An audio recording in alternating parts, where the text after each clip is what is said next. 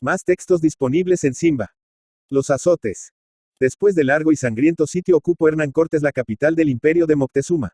Pero quedó la ciudad en tan lastimoso estado, que el conquistador, con su ejército, tuvo que acampar durante algún tiempo en la cercana villa de Coyoacán, porque en México ni lugar pudo encontrarse para el alojamiento de los soldados. Pocos meses después, los trabajos de la reedificación habían avanzado tanto, que ya el conquistador pudo trasladarse allí, y eran tan activos, que dice el padre Motolinia, en su Historia de los Indios de la Nueva España, que en la edificación de la gran ciudad de México en los primeros años, andaba más gente que en la edificación del templo de Jerusalén. Porque era tanta la gente que andaba en las obras, que apenas podría hombre romper por algunas calles y calzadas, aunque son muy anchas. Y ya entonces el conquistador de México no era Hernán Cortés a secas, sino que se llamaba el muy magnífico señor Hernán Cortés, gobernador y capitán general de Nueva España, que el don aún no lo usaba, porque hasta algunos años después no se lo concedió el emperador. Por aquellos días aconteció, según refiere la tradición, que el gobernador y capitán general publicó un bando exigiendo la puntual asistencia de todos los vecinos a las misas que celebraban los padres franciscanos, primeros religiosos que a predicar el cristianismo llegado habían a Nueva España. La morosidad de los soldados para asistir al santo sacrificio, y la indiferencia o poca costumbre que de ello tenían los indios, hacia que muchos llegasen a la iglesia ya pasado el evangelio, o cuando el sacerdote pronunciaba las últimas oraciones, causando con eso escándalo entre aquel rebaño de ovejas recién convertidas al cristianismo.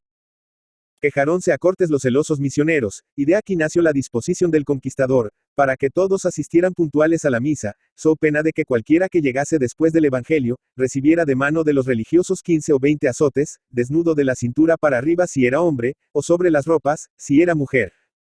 Comenzaron a murmurar de tal disposición conquistadores y conquistados, diciendo que no se llevaría eso de los azotes a puro y debido efecto, cuando la pena recayese, vienen capitanes como Pedro de Alvarado, Gonzalo de Sandoval, Cristóbal de Olid y Diego de Tapia, por las atenciones con que los trataba Cortés, o en los grandes señores y caciques de la tierra, de quien podía temerse que, ofendidos, provocaran una nueva y más terrible insurrección. No podía ignorar Hernán Cortés aquellas murmuraciones, pero jamás dio a comprender que la savia, y el rumor seguía circulando y tomando creces, sin que nadie cuidase de contradecirlo. Un día, domingo por cierto, celebrábase la misa en el provisional templo de los franciscanos, y ya pasado había el evangelio, cuando Cortés, sin acompañamiento de ninguna clase, apareció a la puerta de la iglesia, atravesó la nave cruzando entre los asistentes y fue a arrodillarse devotamente en el presbiterio. Los fieles allí reunidos, si no lo dijeron, pensaron indudablemente que el conquistador había merecido la misma pena por el impuesta, llegando a misa después de haberse leído el evangelio. Aunque ninguno, ni remotamente, se figuró que aquello podría tener consecuencias. Pero con gran asombro, al terminar la misa, vieron a dos franciscanos acercarse a Cortés, y a éste, levantarse humildemente del lugar que ocupaba, y de rodillas delante del altar, despojarse de su ropa, prestar las espaldas desnudas a los misioneros. Ni la historia ni la tradición han conservado el número de azotes que recibió el conquistador. Pero tal resonancia tuvo el hecho, que todavía a principios de este siglo, en una capilla que había en México, que llevaba el nombre de los talabarteros, y que fue destruida por un incendio, existe un gran cuadro, en el que estaba representado Cortés de rodillas, con las espaldas desnudas y la cabeza inclinada, recibiendo los azotes que le aplicaba un misionero franciscano.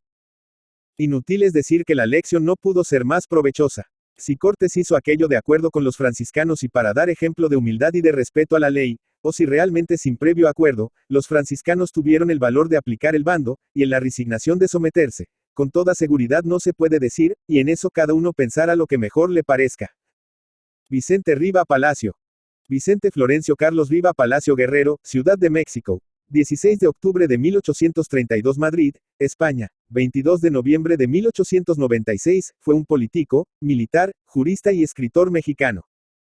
Periodista exitoso con una señalada y personal actitud crítica y satírica, misma que quedara marcada en periódicos como La Orquesta y El Aguizote. Riva Palacio participa como un activo literato mexicano en los tiempos de entreguerras. El género que más le sonríe siempre en popularidad es la novela. Realiza la mayoría de su obra novelesca entre 1868 y 1870. Tuvo a su disposición la mayoría de los archivos de la Santa Inquisición, lo que le brinda una grandísima cantidad de información que plasma en sus novelas de tema colonial. Solo una de sus novelas, Calvario y Tabor, es de toque militar. Junto con Juana Mateos coescribe zarzuelas y sketches teatrales satirizando la política mexicana. En 1870, junto con Juana Mateos, Rafael Martínez de la Torre y Manuel Paino publica el Libro Rojo, un breviario de la violencia dentro de la historia nacional mexicana. Junto con Juan de Dios Pesa narra leyendas en verso en Tradiciones y Leyendas Mexicanas, 1917, y crean a la imaginaria poetisa romántica Rosa Espino para publicar Flores del Alma, 1888, junto con el editor Santiago Vallesca, la obra México a través de los siglos, trabajo enciclopédico, encargándose él mismo de escribir el segundo tomo, dedicado a la colonia. En su obra Los Ceros critica y polemiza a la clase política mexicana, lo que lo identifica como un personaje virulento para el régimen porfirista. Cuentos del General, que apareciera póstumamente en Madrid en el año de su muerte, es una colección de 26 relatos que presentan características comunes: brevedad en el título, la acción y la descripción de los personajes. Por su obra literaria, fue designado miembro correspondiente de la Real Academia Española.